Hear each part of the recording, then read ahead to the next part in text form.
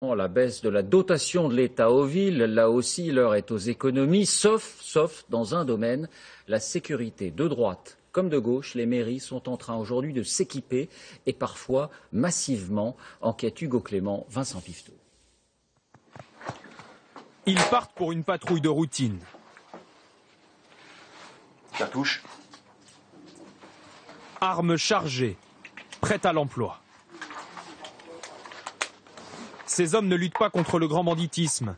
Ils sont policiers municipaux à Nogent-sur-Marne, une ville réputée tranquille de banlieue parisienne. Vous n'avez pas l'impression d'être suréquipé pour les missions que vous avez à faire? Absolument pas, on peut tomber sur tout, sur la voie publique, comme on sait malheureusement. Donc du coup, c'est le minimum et la base à avoir si on veut garantir la sécurité des gens, et la nôtre. Armes, effectifs, véhicules, caméras. Comment les villes s'équipent-elles? Combien sont-elles prêtes à dépenser pour la sécurité? À Nogent-sur-Marne, le maire UMP a sorti le carnet de chèques. 25 policiers municipaux aujourd'hui, contre 15 il y a 5 ans. Et la ville s'est aussi offert une cinquantaine de caméras qui pivotent à 365 degrés. Presque aucune rue ne leur échappe. Toutes les images arrivent ici, au poste de commandement de la police municipale. Depuis l'installation des caméras à proximité des écoles, donc des lycées, des collèges et des écoles primaires, nous n'avons plus de problème de raquettes. Sur les gares, la délinquance également a quand même diminué. C'est effectivement pour nous un outil qui est indispensable. Selon la mairie, notamment grâce à ce système, le nombre de vols et d'agressions dans la rue a baissé de moitié en 5 ans. Mais tout cela coûte cher.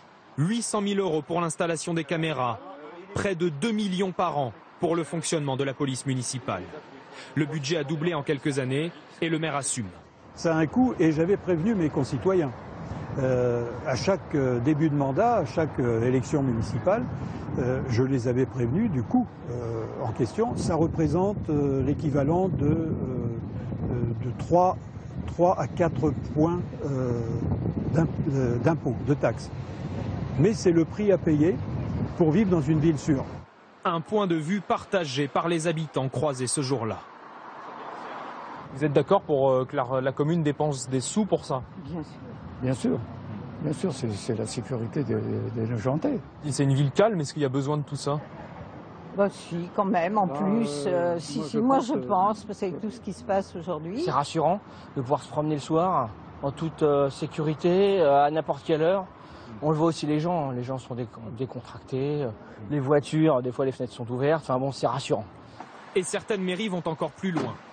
À Aulnay-sous-Bois, ville sensible de banlieue parisienne, les policiers municipaux ne sont pas seulement armés, ils ont tout l'attirail. Alors là, vous avez de la matraque télescopique, au générateur d'aérosol, au flashball, le 38 spécial. Et nous avons également le pistolet à impulsion électrique. Bientôt, ils pourront aussi compter sur cette voiture high-tech, encore en phase de test. Plusieurs caméras embarquées scannent automatiquement toutes les plaques d'immatriculation aux alentours.